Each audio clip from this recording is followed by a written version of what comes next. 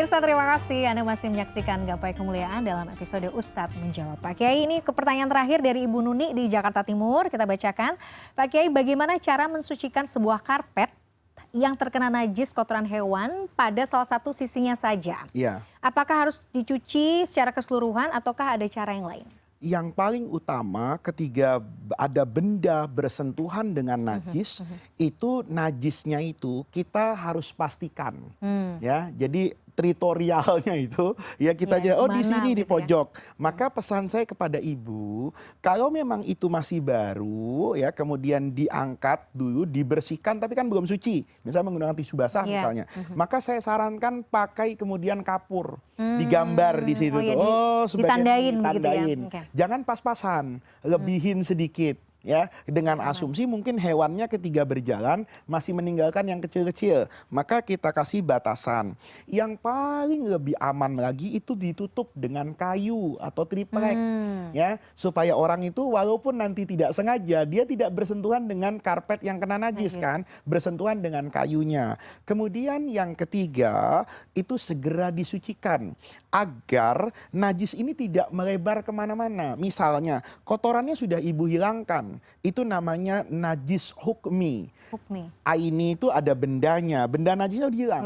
Tapi kan belum suci. Kalau nanti kaki saya basah, menginjak tempat itu, kemudian kemana-mana, maka karpet itu semuanya menjadi najis. Nah, itu yang kemudian penting sekali untuk membuat batasan yang najis itu. Oke, jadi dibersihkan sesuai saja di spot yang memang kita asumsikan najis. Betul, ya, Pak? iya. Oke. Itu juga dibersihkannya ya sudah bahasanya disiram dengan disiram. Paling mudah itu kalau di rumah punya selang air, semprot saja. Kalau memang dirasakan nanti pakai sabun terlalu sulit, semprotnya pakai minyak wangi untuk menghilangkan baunya, atau cairan-cairan yang mengandung pewangi, menghilangkan benda baunya. Bisa juga kapur barus, kita tempelkan. Kalau itu tidak merusak, maka sudah wangi kan, warnanya kita semprot, baunya sudah hilang, tentu tidak ada rasa kan kalau najis. Bersihkan dengan air, selesai. Oke, Pak Kiai, kalau misalnya masih punya anak kecil ngompol di kasur, nah ini kan kadang-kadang apakah kita harus gotong-gotong kasurnya kita bersihkan gitu kan? Maka yang pertama buat ibu-ibu nih yang punya kasur mahal, kalau anaknya itu masih ngompol, dikasihlah alas ya kan, satu. Kemudian kan najisnya beda-beda. Kalau ada bayi laki-laki dengan bayi perempuan yang masih full ASI, ya 100% ASI nih, dia tidak ada makanan tambahan apapun. Kalau bayinya bayi laki-laki, maka itu tidak perlu diguyur, tapi diambil air di tangan, di sekedar demek saja, itu sudah suci. Itu namanya najis mukhaffafah.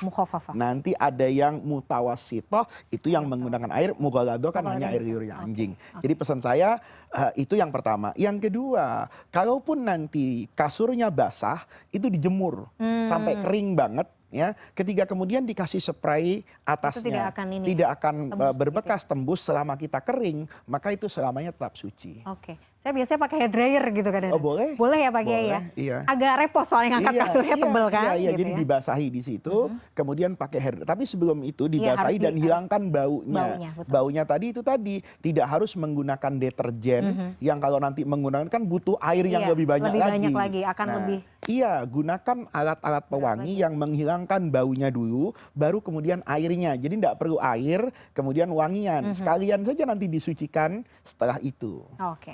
Mudah-mudahan bisa menjawab ya Ibu Nuni ya. Ini masih ada satu pertanyaan tambahan Pak Kiai dari pemirsa Gapai Kemuliaan soal pengeras suara. Nah ini apakah dalam agama ada aturan atau adab mana yang boleh dan tidak boleh dilakukan dalam penggunaan pengeras suara di masjid? Karena memang namanya bertetangga nih kadang-kadang Pak Kiai ya. Sebenarnya kita bermaksudnya tuh baik ya. Cuman kan apalagi kalau punya anak kecil, biasanya rada repot kalau pengeras suara masjid ini luar biasa. Keras dan di jam-jam yang tidak biasa. Makanya itu bukan menggunakan aturan agama, tapi kesepakatan lingkungan. Jadi yang namanya azan itu ada lalu lintasnya. Ini kadang dua masjid, speakernya berhadapan-hadapan. Enggak. Kayak lagi perang gitu. Iya kan? Jadi kalau ada masjid yang di depan, ada masjid yang di belakang, speakernya tuh menghadap satu. Ini sampai sini. Jadi seperti ada teritorialnya lah. Itu yang pertama. Yang kedua, itu kan panggilan azan. Maka yang perlu dikeraskan itu azannya. Kalau kemudian di lingkungan ini ketua masjid yang harus peka nih, ada orang sakit jantung, sudah tua. Ada anak ibu-ibu, ternyata nih di samping masjid kelihatan ada ibu hamil 15. Kemudian lahiran semua. Ini punya bayi. Mungkin intonasi suaranya itu bisa dikecilkan. Artinya apa? Semua orang kan sekarang bisa mendapatkan suara azan dari mana-mana. Saya kadang-kadang tidak mendengar adzan tapi tahu waktu sholat kan dengan menggunakan jam, handphone. Nah, ketika ada orang-orang yang perlu kita perhatikan, maka intonasi speaker yang mungkin asalnya 30 karena banyak anak bayi, turunkanlah kepada kewajaran 15 separuhnya. Yang penting lingkungan itu tahu kalau itu sudah waktu subuh, dan supaya tidak ribut, itu ada kearifan lokal lah, kumpulkan semuanya. Ya tentu kita tidak bisa mengatakan, "Oh, tidak boleh ada adzan," nggak begitu juga gitu. Karena pagi hari juga waktunya orang bangun kan. Tetapi di luar itu tentu harus ada kebijakan. Apa yang ingin saya sampaikan? Misalnya pengajian. Pengajian tuh kadang-kadang semangat, masjid itu speakernya keras-keras. Padahal ada anak yang baru tidur atau apapun. Sementara kalau dia mau ngaji bisa kok datang saja ke masjidnya, selesai kan. Nah itu yang butuh kearifan. Oke. Nah berarti sebenarnya kalau azan sih kita lazim ya Pak Kiai, memang harus keras gitu. Harus tapi keras, kalau misalnya pengajian. Atau mungkin ada kajian yang kadang-kadang atau sholawatan di luar sesuatu yang wajib. Ketika ada kondisi tertentu itu boleh minta untuk dimatikan atau minta untuk dikecilkan. Ketika ada kondisi yang memang membutuhkan itu. Ada orang sakit jantung, kalau dia kaget misalnya. Sudah disampaikan ke Pak RT, Pak RW, itu tanggung jawab lingkungan kan. Kalau nanti sudah dapat kesepakatan, damai dengan alasan bahwa ini untuk kemaslahatan, tidak ada memusuhi agama, melarang adzan kan sebetulnya. Kalau misalnya memang sudah ikhtiar untuk Pak minta tolong dikecilkan, tapi memang kadang-kadang kan ada yang memang keras kepala Pak Kiai. Gimana ya Pak Kiai? Ya kalau sehari ini mungkin yang paling bijaksana sabar.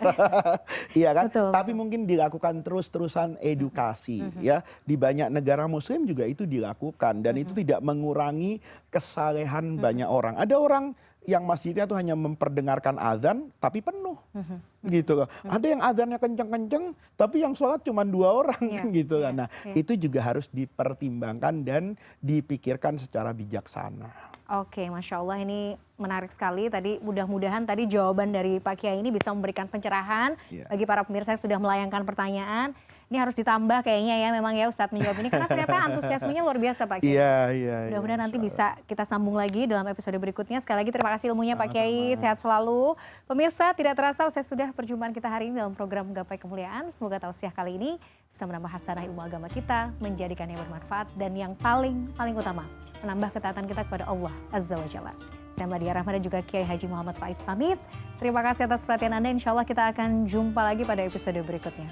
Wabillahi taufiq wal hidayah. Wassalamualaikum warahmatullahi wabarakatuh.